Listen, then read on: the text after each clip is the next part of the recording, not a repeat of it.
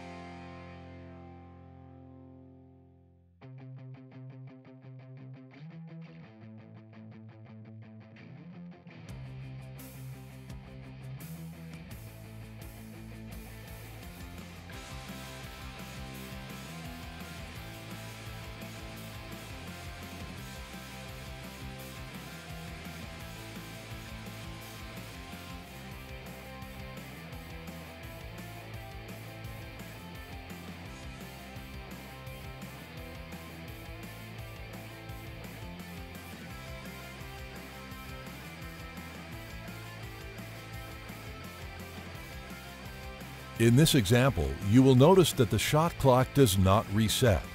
There are no resets of the shot clock on flag down situations.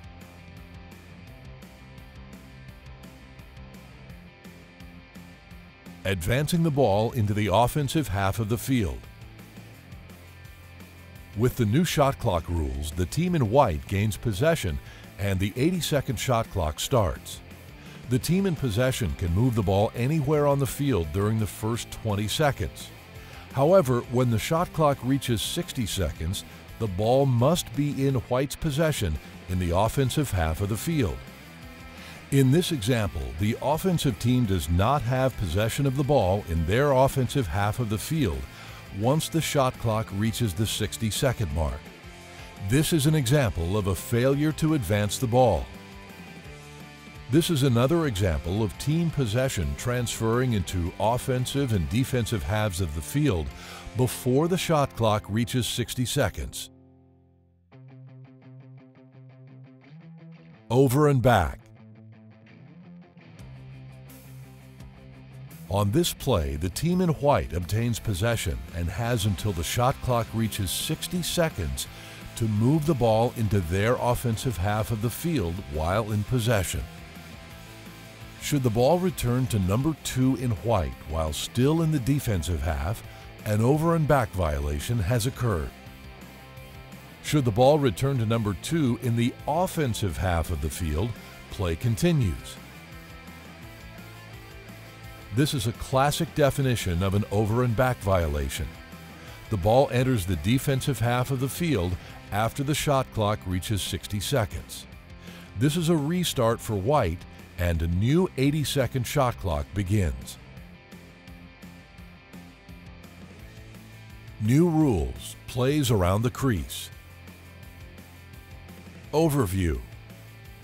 If an offensive player in possession of the ball and outside the crease area dives or jumps in a direction away from the goal mouth and lands in the crease, the goal shall be allowed, provided the ball enters the goal before contact with the crease, the goaltender, or the goal. If an offensive player in possession of the ball and outside the crease area dives or jumps in a direction that is not away from the goal mouth and lands in the crease, the goal shall be disallowed. In addition, the player shall be penalized with a minimum of a 1-minute foul. The penalty may be releasable or non-releasable at the discretion of the referee. Contact is not required for a foul to be called under this rule. Defensive contact, legal or illegal, may have an effect on this play. Note, the goal mouth is the area directly in front of the goal cage, including the goal line where the goalkeeper is located and plays his position. A player diving must dive in a direction away from the goal mouth. If 31 in blue continues on this path away from the goal mouth, shoots and scores before contact within the crease, this goal will be a good goal. If 31 then moves in a direction not away from the goal mouth, shoots and scores, the goal shall not count. If 50 in white takes a path away from the goal mouth, shoots and scores before landing in the crease, the goal shall count. If 50 in white takes the path in a direction not away from the goal mouth, the player shoots and scores, the goal shall be disallowed and the offensive player will be subject to an unsportsmanlike foul. In this clip, 32 in white turns upfield and is moving in a direction that is away from the goal mouth. He shoots and scores before landing in the crease. This is a good goal. Number 1 in white leaves his feet in a direction away from the goal mouth. While on his way toward the crease, he is fouled from behind, causing his direction to change slightly. He shoots and scores before landing in the crease. The goal will count. Number 1 in white takes a path away from the goal mouth, shoots and scores before landing in the crease. This is a good goal. Number 7 in blue shoots and scores before he makes contact with the crease. This is a good goal.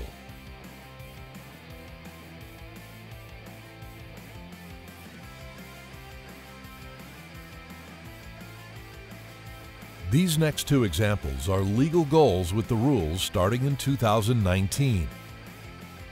Number 2 in white leaves his feet in a direction that is away from the goal mouth. He shoots and scores before he makes contact with the crease.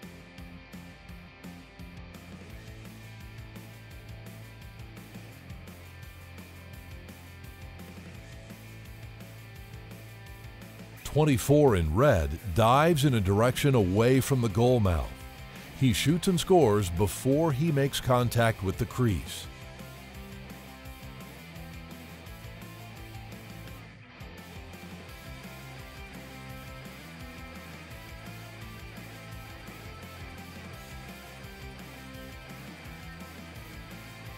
This is an example of legal defensive contact that causes the offensive player to enter the crease area. This was correctly called a crease violation. This is an example of illegal defensive contact. The offensive player entered the crease area before he scored. The goal was disallowed. The offensive player's knee hit the ground before the ball entered the goal, and the defensive player was assessed a 30-second foul.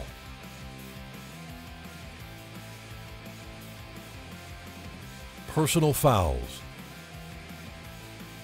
The defensive player from behind clearly cross-checks the offensive player late. The officials make the correct call on the field.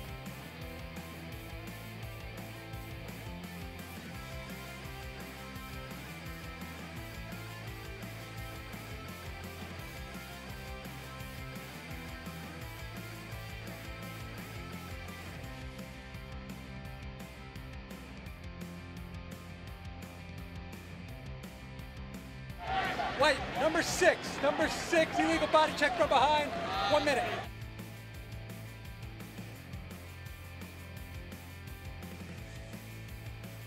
No matter how inadvertent, a trip is a trip. A 1-minute personal foul is assessed.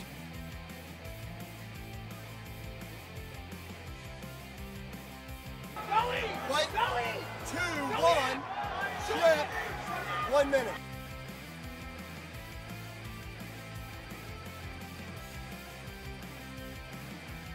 The shooter has clearly released the ball. The defender in white is late and finishes the check high. The officials correctly call a 1-minute foul. White, 7-7, cross check, 1 minute. Protection of the shooter after the shot continues to be an area of concern. Defenders should make an effort to minimize contact. The ball has been released by the shooter, and the defender finished the check late. The officials correctly call unnecessary roughness. White, 2, unnecessary, 1 minute. Lacrosse is still a contact sport. These clips are examples of legal contact. In the example, the ball carrier turns into the defender, who legally checks in from the front.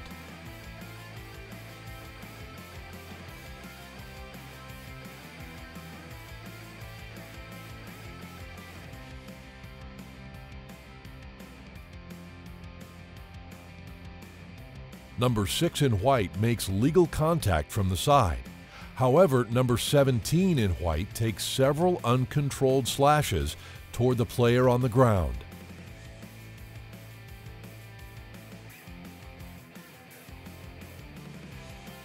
This is another example of an uncontrolled use of the stick. This results in multiple fouls against the player in green. Actions of this nature are unacceptable and will be penalized.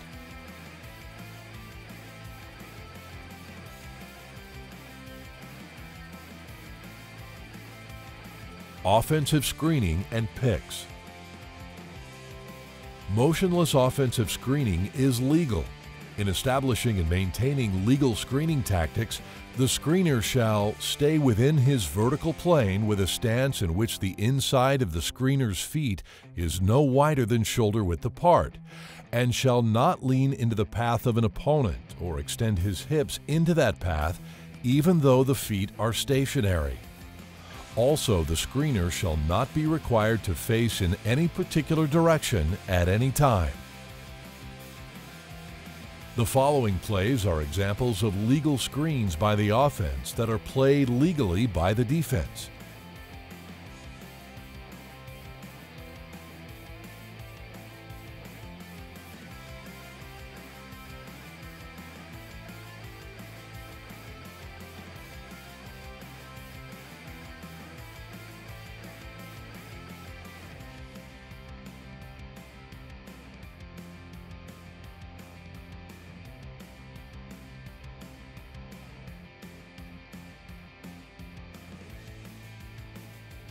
The following plays are examples of illegal screens.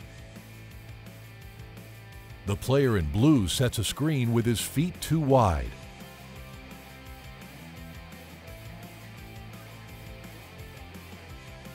This is an example of a screen set too wide. The official correctly made the call on the field.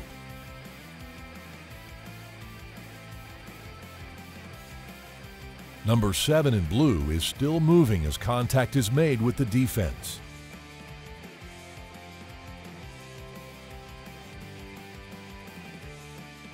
The following plays are examples of fouls by the defense. The defender clearly sees the offensive player setting the screen and fouls the offensive player with a cross-check. Eight white, with the cross-check, 1 minute. Number 25 in orange fouls the player setting the screen with a high cross-check to the head. It's unnecessary and results in a full time-served foul.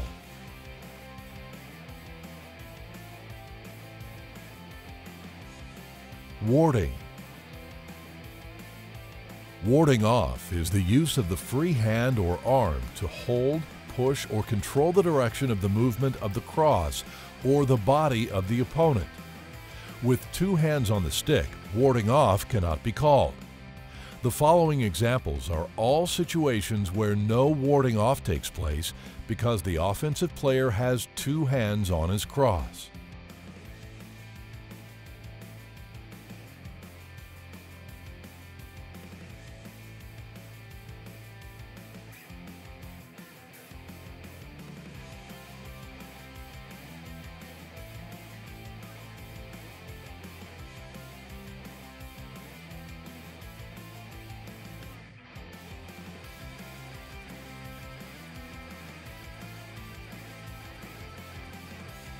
Notice the distinction in the following play. The offensive player has his free hand off the stick to absorb the blow without controlling the defender. He continues toward the cage with 2 hands on the stick to shoot. This is a legal goal. In the following examples, the free hand is used to push or ward off the opponent while the ball is loose.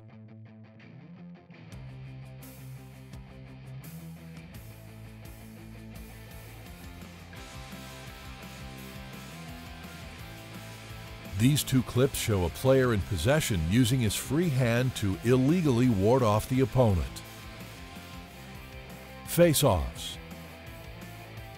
The face-off procedure in general has improved over the past few years. The following plays are great examples of quick and clean face-offs.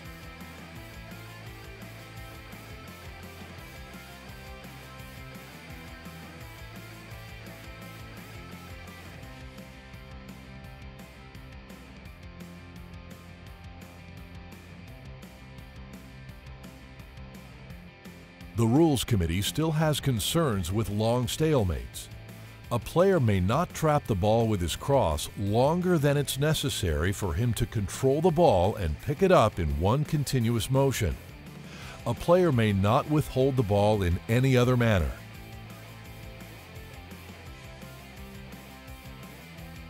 As a continued point of emphasis, the use of the helmet during the face-off is a serious concern.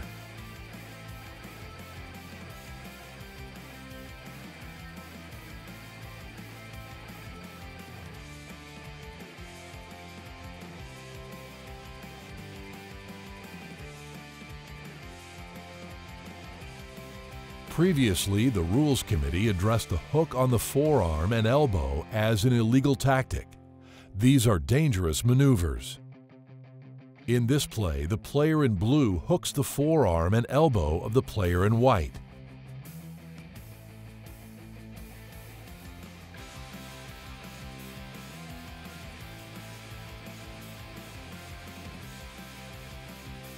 In this example, the player in blue does not make a play on the ball, but holds the opponent's cross down. Officials have been encouraged to call these maneuvers or tactics as violations.